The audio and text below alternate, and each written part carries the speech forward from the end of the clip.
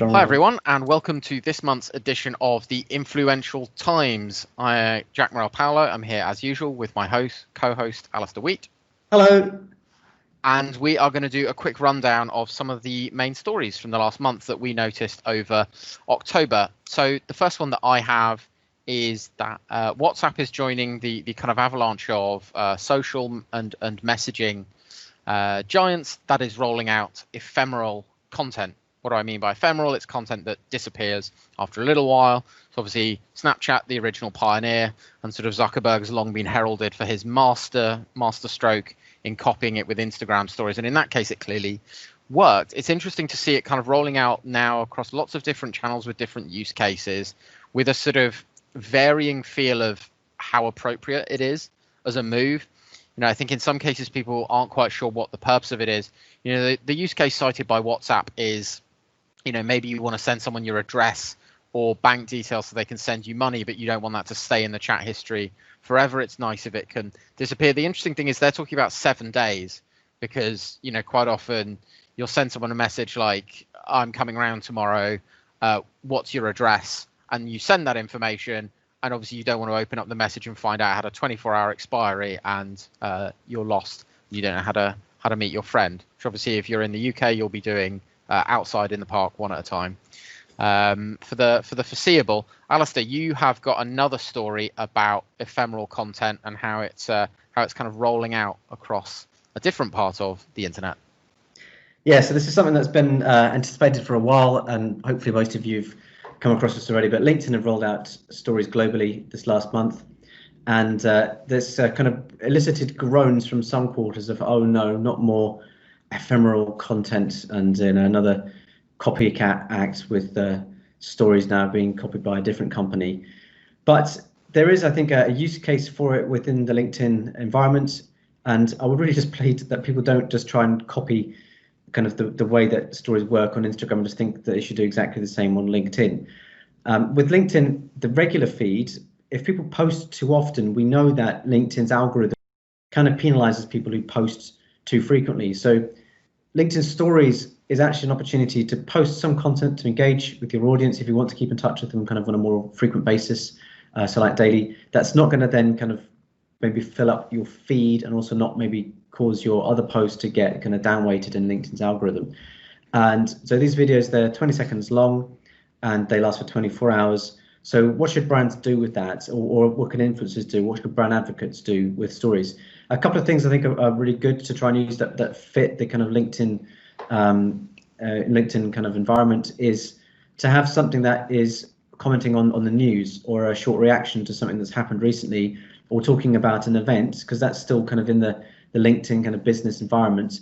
And it's also for that day. So it's something that's worth talking about on the day, and people, if they don't see it on that day and see it another day, they haven't really missed anything because it was yesterday's news. The other thing is maybe kind of short Q&A type things of, you know, having a post where you ask people to submit questions, and then you answer them one by one over a period of days in a LinkedIn story format. Because again, that's something that's short, doesn't need to stay on there for a long time, and it fits the LinkedIn style, and it's not trying to just copy how stories would work on Instagram. So that's I think it's it's something it's worth trying out on LinkedIn. I hope people just think about it in a kind of LinkedIn way, in a B2B contact way, and it can be still quite effective and successful. So back to you, Jack. Yeah, I mean, I have to say on that, if I think about the way most people on kind of my Instagram feed use sort of stories versus you know, the quote is always like, is something good enough for the grid, kind of adding it to the actual grid of photos on your profile. I do think hopefully people just maintain that kind of similar set of behavior, and you know, it's obviously it's a different audience and the content will be different, but I actually think that sort of the separation is pretty simple. And what would you put on your story, like you know, I don't know, what should I get for dinner tonight? You know, who do you prefer, Katy Perry or Taylor Swift or something like that? You know, I think a lot of the same is probably going to apply.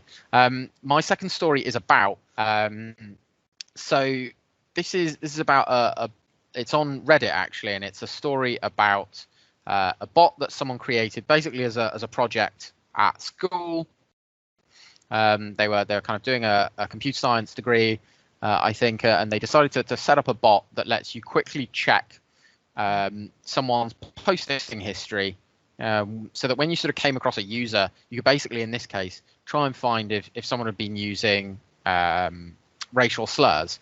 And it was kind of a way of essentially quickly determining, am I engaging with someone who is likely to be engaging in good faith, or is this someone who's kind of actually in places where, in different discussions, they're actually using a lot of slurs among their friends. They're not someone I really want to bother engaging with, and I'm just going to ignore them. And I think what this raised is, for me, is the sort of the specter of influence of vetting, and think about how we kind of vet people's behavior online, and how we think about, what does someone's post history mean. So in a case like this, I think, that's obviously very open and shut. You wouldn't want to engage with someone who's been doing that.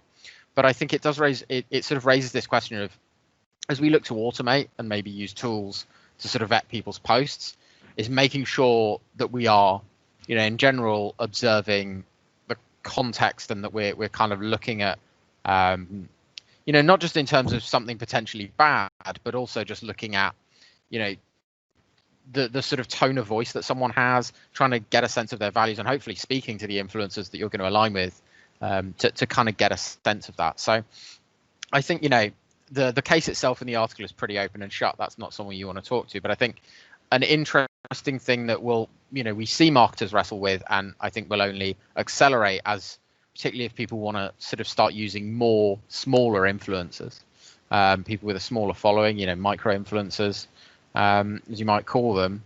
There's going to be more call for sort of tools. And I guess what I would say is, I'd encourage people absolutely use things, on your non-negotiables, on the obvious things for people you don't want to associate with, but also make sure you are kind of doing some of that tone checking, getting a bit of a sense of what someone's skill set, what their values are like, what kind of content they produce, to see if it's a good fit.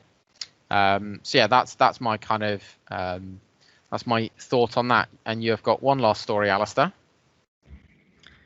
Yes, this is news from France that they have decided to include child influencers under their child labour protection laws.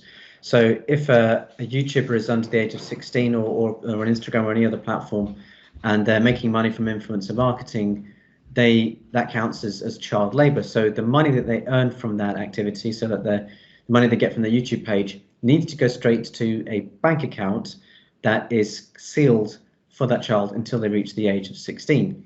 So going to be very interesting to see kind of what impact this has, and also whether this law maybe gets rolled out to other places as well, because often we see some child YouTube influencers can make large amounts of money, and some of the top influencers on YouTube, and there are some as well on the platforms who are under the age of 16. They make a lot of money, but actually the one doing a lot of the work maybe behind the camera. Often it's maybe the dad or the mum actually putting the video together, doing the editing. So it's going to be interesting to see maybe how the money maybe gets sort of assigned.